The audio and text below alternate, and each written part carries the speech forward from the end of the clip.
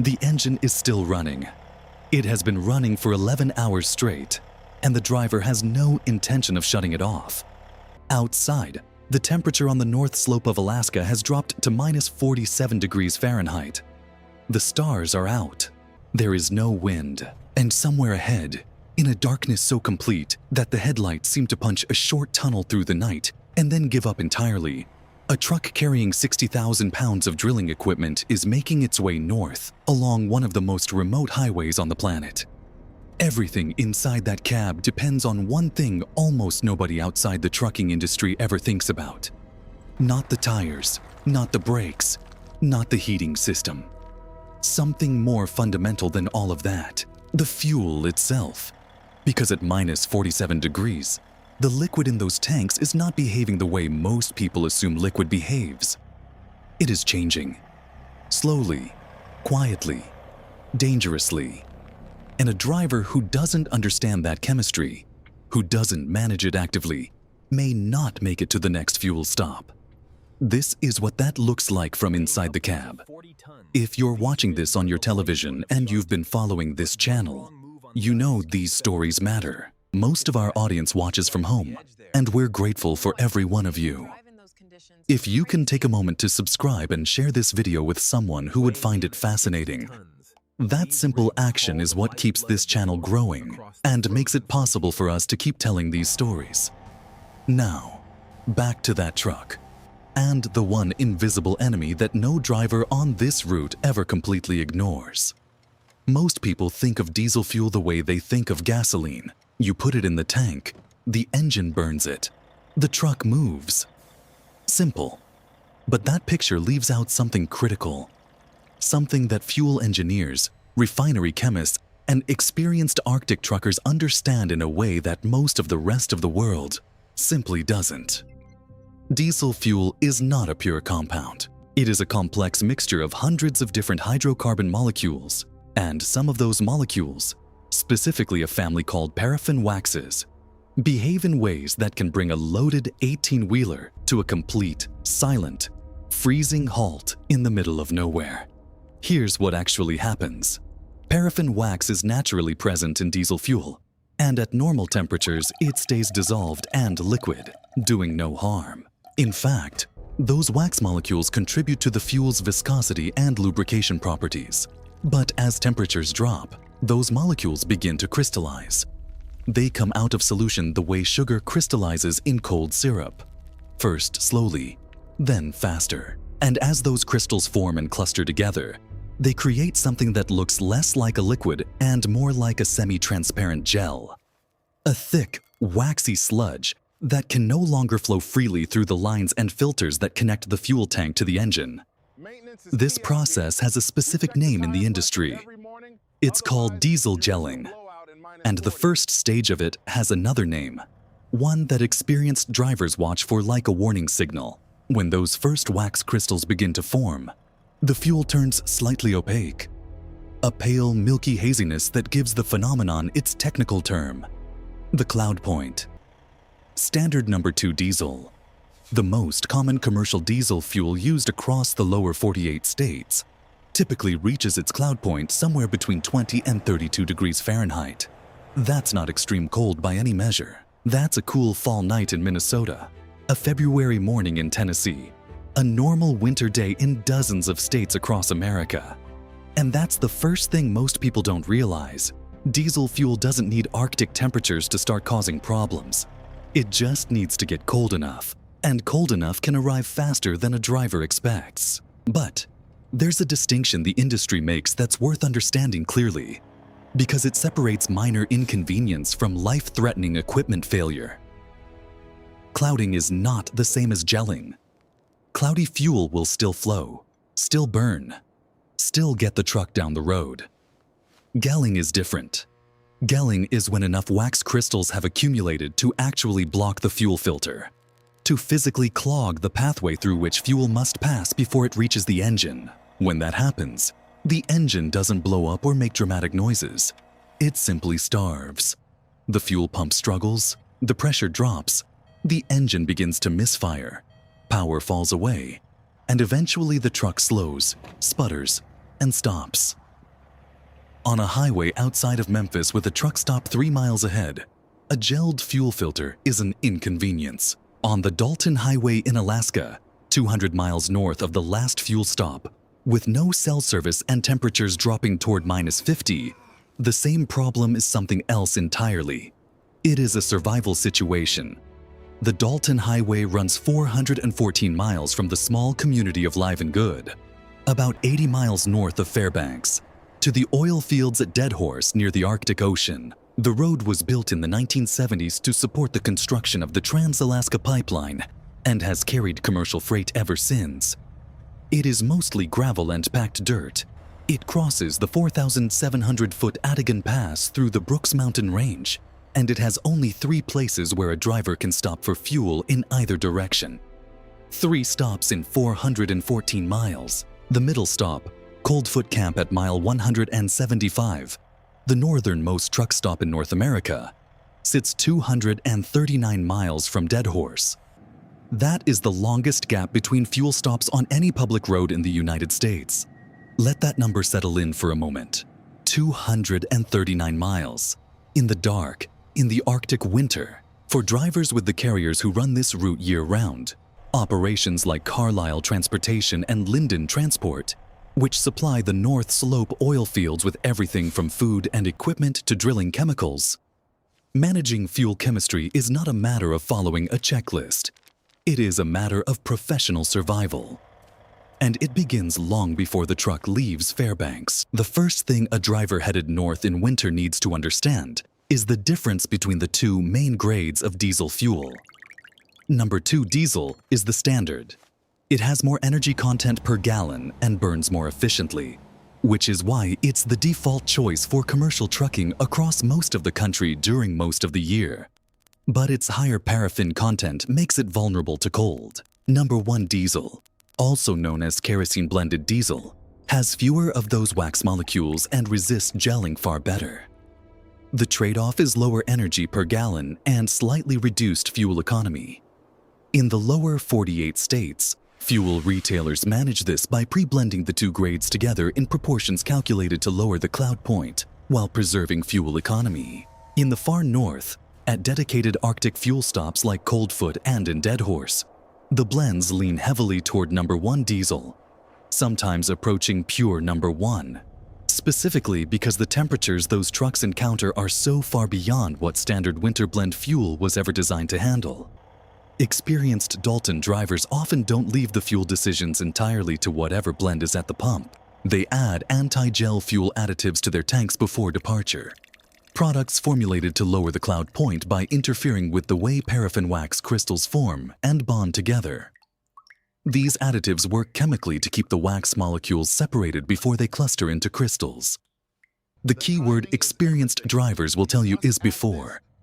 Adding anti-gel additive to fuel that has already begun to cloud accomplishes very little.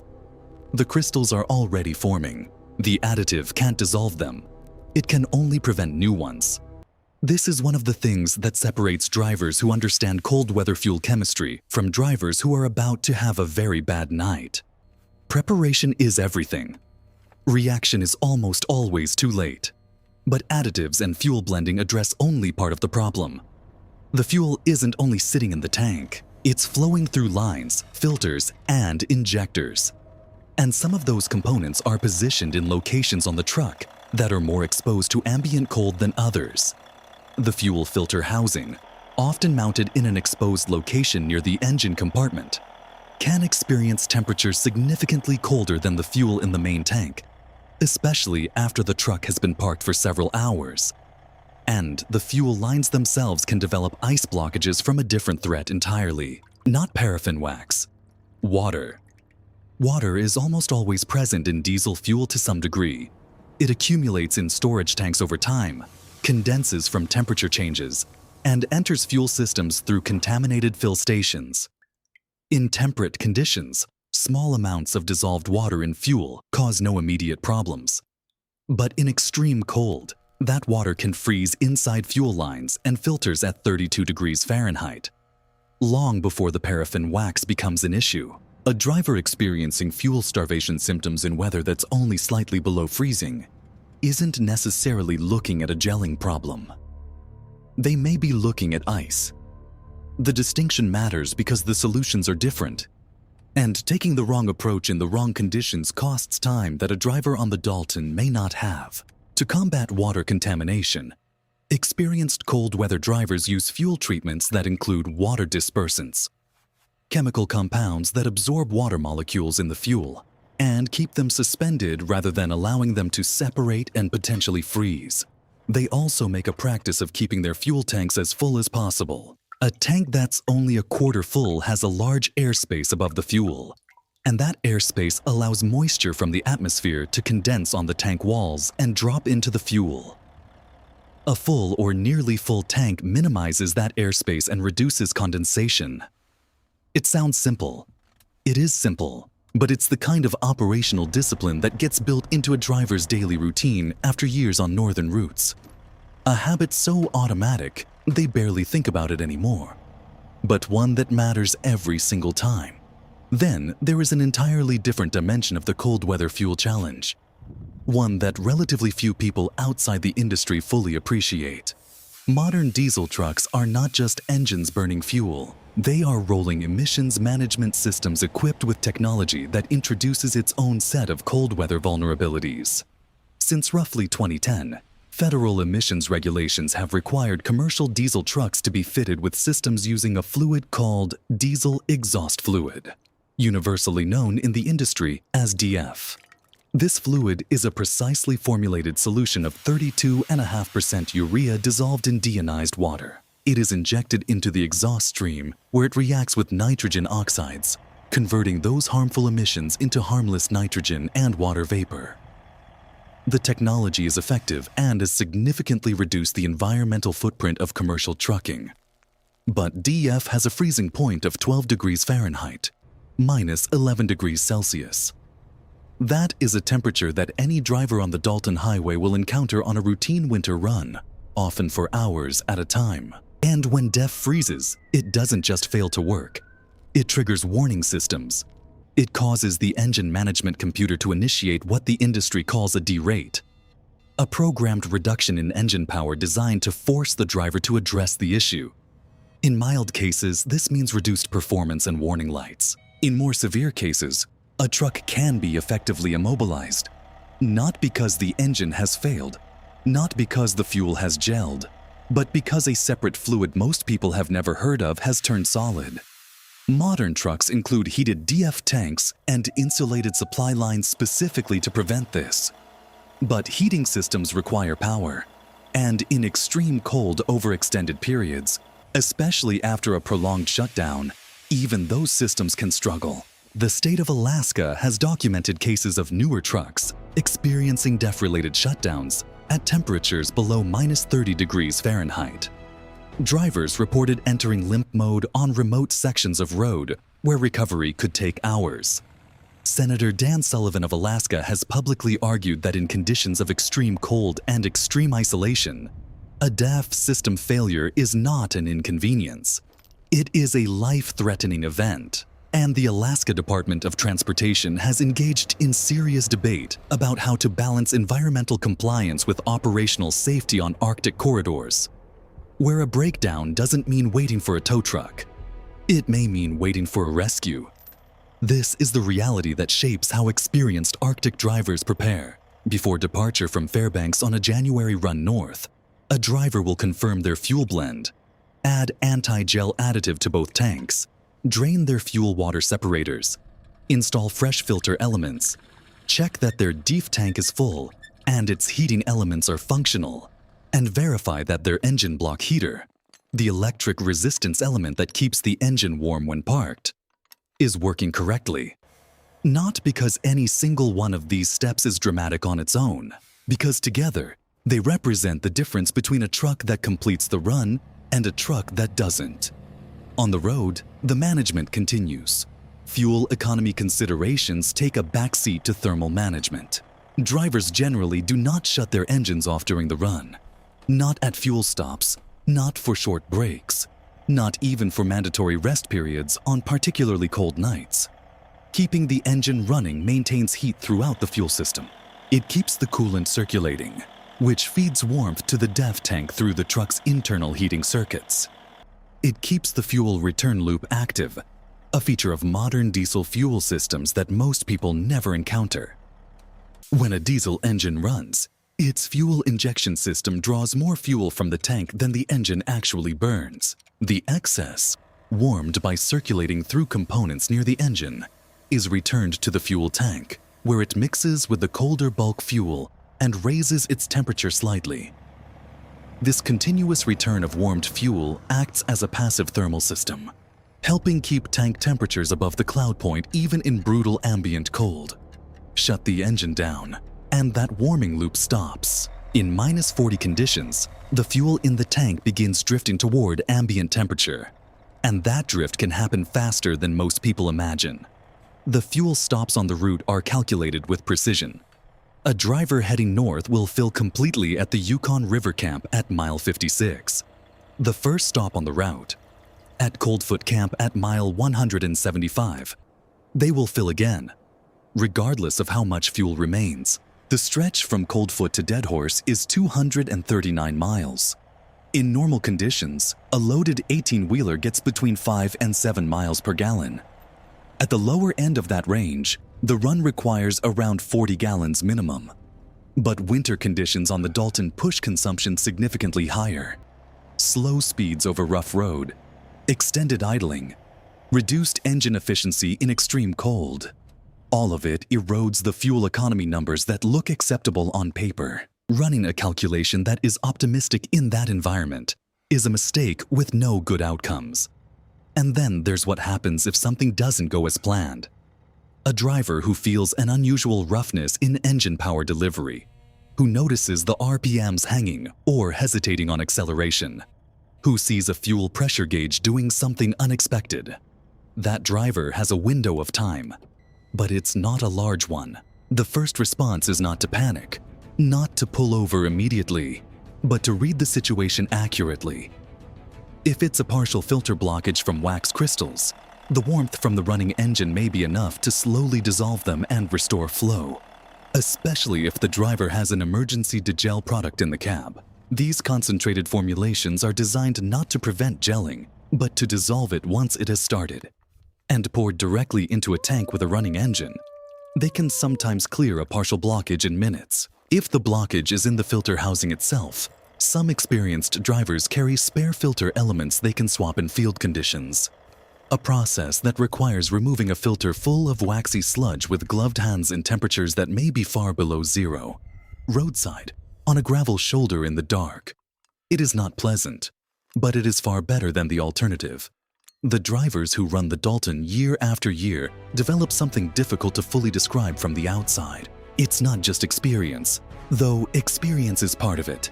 It's a kind of environmental fluency, an ability to read conditions and adjust in real time to a landscape that is actively trying to return every piece of machinery in it to ambient temperature. They notice things. The way the exhaust plume changes shape when the temperature drops past a certain point. The way the truck settles differently on packed snow versus glare ice. The way the silence on the Dalton, and it can be a profound silence, a silence with almost physical weight, feels different when something mechanical is subtly wrong. They build routines that look from the outside like superstition, but are actually applied physics. They carry specific additives in specific locations in the cab, accessible in any temperature without having to open exterior storage compartments. They mentally note the quality of fuel at every stop, because winter blend formulations are not perfectly standardized across suppliers, and the fuel from one pump may behave differently in cold conditions than the fuel from the last one. They watch their fuel filter restriction gauges, instruments that measure the pressure differential across the filter and warn of developing blockage. And they don't dismiss a reading that's slightly elevated, because slightly elevated now means much higher in 20 miles. And in 20 miles, there is nothing. There is a paradox at the heart of Arctic trucking that most people never consider. The cargo these trucks carry north, drilling equipment, food supplies, pipe, chemicals, fuel itself, is what makes human habitation of the Arctic possible. The people who work at Prudhoe Bay, who operate the equipment and maintain the pipeline and live in the industrial camps at the edge of the continent, depend entirely on the highway and the drivers who run it to keep their supplies moving. If the trucks stop running, the North Slope doesn't slow down. It stops, which means the driver managing a fuel system through the coldest night of the year is doing something that reaches far beyond the immediate moment. The load behind them represents continuity, the quiet, unglamorous infrastructure of an entire remote civilization depending on a chain of thermal management decisions made alone in the dark. It would be easy to look at all of this, the fuel chemistry, the DF systems, the temperature monitoring, the emergency protocols, and see it as a technical problem solved by technical means. And in a narrow sense it is. But the actual solution, the thing that keeps the loads moving and the North Slope supplied through the long Alaskan winter, is not a product or a procedure. It is judgment. It is the accumulated understanding of a profession that asks its practitioners to make consequential decisions continuously, in isolation, under conditions that most people will never experience. Every run that arrives safely in Deadhorse represents hundreds of small decisions that went the right way. Every load of equipment or food or industrial supply that reaches its destination in the dark of an Arctic January is evidence that someone understood the chemistry, respected the cold, prepared appropriately, and drove with the kind of attention that extreme environments demand. The next time you see a truck rolling through a winter storm, on an interstate, on a mountain pass, in the dark on a road you've never heard of, remember that the driver isn't just managing speed and steering. They may be managing the invisible chemistry happening inside their fuel system, making real-time decisions about temperature and fuel quality and filter pressure that will determine whether they complete the run or become stranded somewhere the cold doesn't negotiate. And if that story of invisible chemistry and quiet competence interests you, wait until you hear what happens when those same drivers face the opposite challenge. Not cold that tries to freeze everything, but heat and smoke, and the disorienting chaos of navigating a fully loaded truck through an active wildfire corridor, where the threat isn't what